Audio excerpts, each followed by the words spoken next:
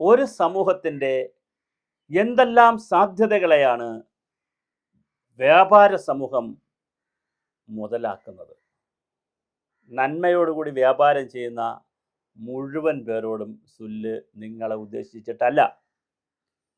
സമൂഹം നശിച്ചു പോയാലും, കുടുംബങ്ങൾ ഇല്ലാതായി പോയാലും, നാട് മുടിഞ്ഞു പോയാലും തനിക്ക് പണമുണ്ടാക്കണം എന്ന് വിശ്വസിക്കുന്ന ഒരു സമൂഹത്തിലെ കുറച്ചാളുകളുണ്ട്.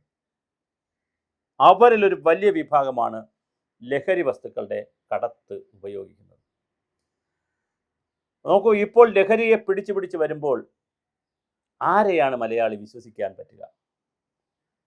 കഴിഞ്ഞ ദിവസം ആസാമിൽ നിന്ന് വന്ന ഒരാൾ ചീര, നമ്മുടെ ഈ നാട്ടിലെ ചീരയുണ്ടല്ലോ, ഭക്ഷണത്തിന് ഉപയോഗിക്കുന്ന, തോരനൊക്കെ വയ്ക്കാൻ ഉപയോഗിക്കുന്ന ചീര, കുറച്ച് ചീരയുടെ അടിയിൽ ഗഞ്ചാവ്. ബസ്സിൽ പോവുകയാണ് ചെറിയ സഞ്ചിയിൽ കൊണ്ട്. ആരെങ്കിലും ശ്രദ്ധിക്കുക, പുറത്ത് കാണുമ്പോൾ, അഥവാ പുറത്ത് കണ്ടാൽ, പ്ലാസ്റ്റിക് സഞ്ചി ആയതുകൊണ്ട് പുറത്ത് കണ്ടാൽ തന്നെ ചീരയാണ് കൊണ്ടുപോകണം. ചീര ആർക്കും കൊണ്ടുപോകാമല്ലോ ബസ്സിൽ. ഗോഡൗണിൽ ഗഞ്ചാവ്. സൊമാറ്റോ, സ്വിഗ്ഗി ഫുഡ് ഓർഡർ ചെയ്യുന്നതിൽ ഗഞ്ചാവ് കൊണ്ടുപോകുന്നു, ലഹരി പദാർത്ഥം കൊണ്ടുപോകുന്നു. ആംബുലൻസിൻ്റെ മണി കേൾക്കുമ്പോൾ, അതിൻ്റെ സിഗ്നൽ കാണുമ്പോൾ നമ്മൾ ഓടിക്കളയും, ഓടിമാറും.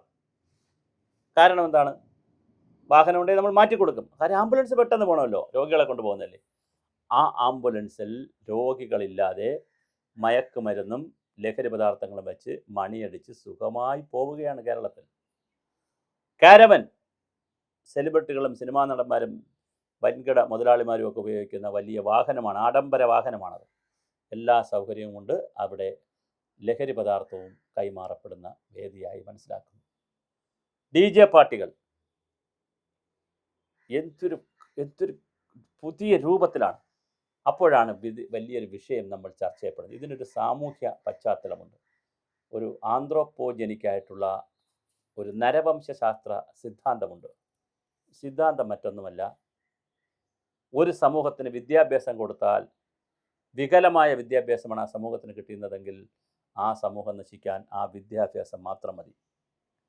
മലയാളി സമ്പൂർണ്ണ സാക്ഷരനായത് സ്വാർത്ഥതയുടെ പര്യായങ്ങളായി മാറി നല്ല കാശുണ്ടാക്കുന്നതിന് വേണ്ടി മാത്രമാണോ? അപരൻ്റെ ദുഃഖം സംഗീതം പോലെ ശ്രവിക്കണമെന്ന് പറയുന്ന രാഷ്ട്രീയ പ്രസ്ഥാനങ്ങളുടെ പിന്മുറക്കാരായിട്ടുള്ളവർ, ഒരു ഉറുമ്പിന് പോലും പീഡയുണ്ടാക്കരുതെന്ന് പറഞ്ഞ അനുകമ്പാ ദശകം പോലുള്ളവ വായിക്കുന്ന, പഠിക്കുന്ന, മനസ്സിലാക്കുന്നൊരു സമൂഹം, സ്നേഹമാണ് അഖിലസാരമൊഴിയിൽ സ്നേഹിക്കുണ്ണി നീ നിന്നെ ദ്രോഹിക്ക ജനത്തെ എന്ന് പറയുന്ന ആശാൻ്റെ കവിതകൾ പഠിച്ച നാട്. എന്താണ് മലയാളിക്ക് സംഭവിച്ചിരിക്കുന്നത്? നമ്മുടെ കുഞ്ഞുങ്ങൾ 15 കോടി രൂപയുടെ, ഈ കോടി എന്നൊക്കെ പറഞ്ഞാൽ നമ്മൾ അങ്ങനെ കണ്ടിട്ടുണ്ടോ?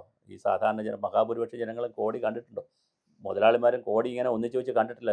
ബാങ്ക് അക്കൗണ്ടിലോ ചെക്കിലൊക്കെ എഴുതുമെന്നുള്ളതല്ലാതെ കോടി രൂപ രാവിലെ വെച്ച് കാണാറില്ലല്ലോ ആരും.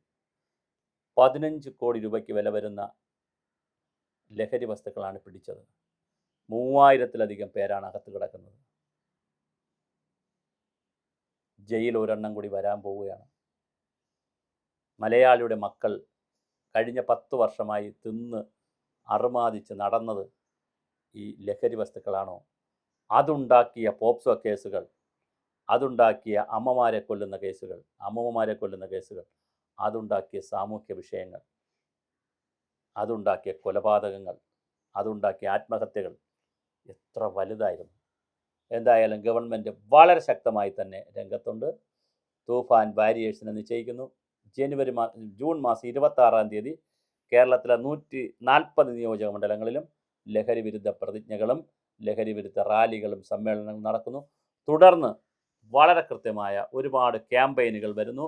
ഓപ്പറേഷൻ തൂഫാൻ, ദ നാർക്കോട്ടിക് ഹണ്ടിൻ്റെ ഭാഗമായി തൂഫാൻ ബാരിയേഴ്സിനെ സൃഷ്ടിക്കുന്നു. കഴിഞ്ഞ ദിവസം സമസ്തയുടെ നേതാവും അതുപോലെ തന്നെ പ്രധാനപ്പെട്ട നേതാക്കളെല്ലാം തന്നെ ഇതിൻ്റെ വാരിയേഴ്സായി മാറുന്നു. മോഹൻലാൽ ഇതിൻ്റെ വാരിയറായി മാറിക്കഴിഞ്ഞു. അങ്ങനെ പ്രമുഖരായിട്ടുള്ള ആളുകളെല്ലാം ഇതിൻ്റെ വാരിയർമാരായിട്ടൊക്കെ വരുന്നു. വളരെ വലിയ യുദ്ധമാണ് ഗവൺമെൻറ് പ്രഖ്യാപിച്ചിരിക്കുന്നത്. അതൊരു തമാശ കളിയല്ല.